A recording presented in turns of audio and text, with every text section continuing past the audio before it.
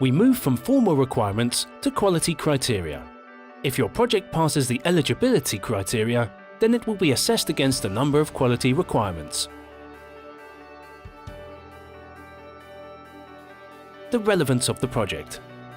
The project will be considered relevant if it corresponds to the specific context of youth work implemented by partner organizations, matches the clearly identified needs of the youth workers who will participate in it, matches the objectives of this subsection, which is the professional development of youth workers. The project should provide plenty of possibilities for the youth workers to learn about what really matters in their work with young people. In this way, better prepared youth workers will increase the capacity of youth work organizations and the quality of youth work. The quality of the project design and implementation. This area outlines the quality of the project structure and the main content. When it comes to project structure, all parts of the project should obviously be logically connected. The aims and objectives of the project should be clearly linked with the identified needs. The aims and objectives should be broken down into an action plan and specific methodology. Preparation, implementation and follow-up of the mobility project should be logically linked to each other.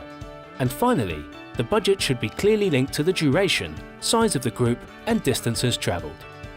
Let's look closer at the quality of preparation. It's the period of time before the actual mobility starts, so before the participants leave home for their international learning journey. However, the preparation is already part of the entire project and should be well planned and implemented. What are the key quality demands for the preparation period?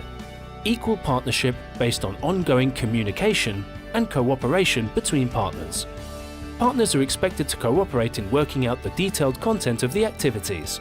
They should agree on how participants should be selected, prepared, and what organizational and educational support they might need. The hosting partner, meanwhile, should take care of logistical matters like venue, food, safety measures and materials for the activity. The hosting partner is also often in charge of making contact with local organizations who might be somehow involved in the activity. Organizers of the activity should involve participants in working out the final content of the project. Organizers should devise tools to make it possible to review participants' learning needs, dietary requirements, and any other information which could be important for the preparation stage. The team of facilitators might need to prepare a special info letter or virtual conference, which would allow participants to clarify any questions and get to know the preparatory tasks related to the project. When it comes to implementation, the main focus is on the quality of the methodology. The project should clearly identify how a certain chosen methodology can lead to the achievement of the project's educational objectives and how the methodology corresponds to the participants' profiles and specific learning needs. It is essential that the activity program is built around educational principles. Organizers should take the following into consideration: group dynamic, needs of participants, the balance between methodology and responding to diverse learning preferences, key principles of non-formal learning.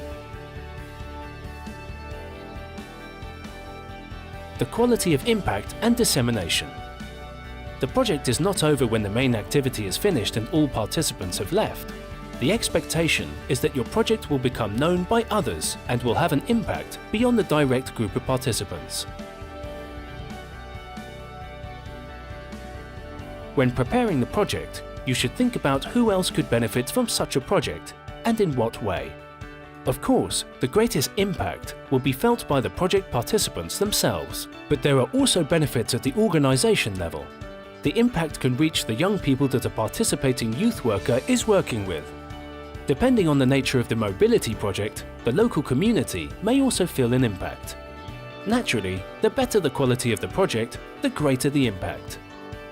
When it comes to dissemination of project results, there are various activities that project organizers can carry out to share information and results with the wider community of youth work beyond the participating organizations.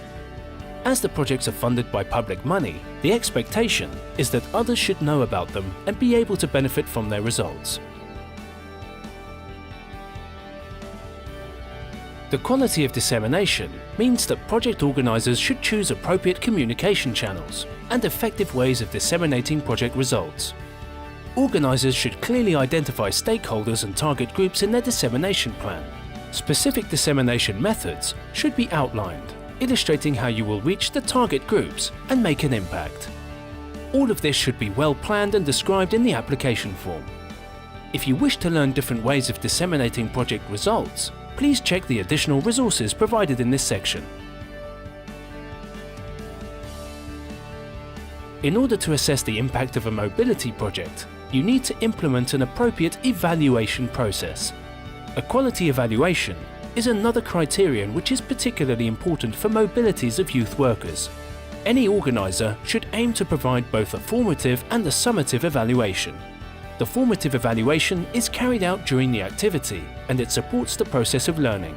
The summative evaluation, meanwhile, is usually carried out at the end of activity and at the end of the entire project in order to assess how far the objectives have been reached. Please see the additional resources on evaluation theories and methods.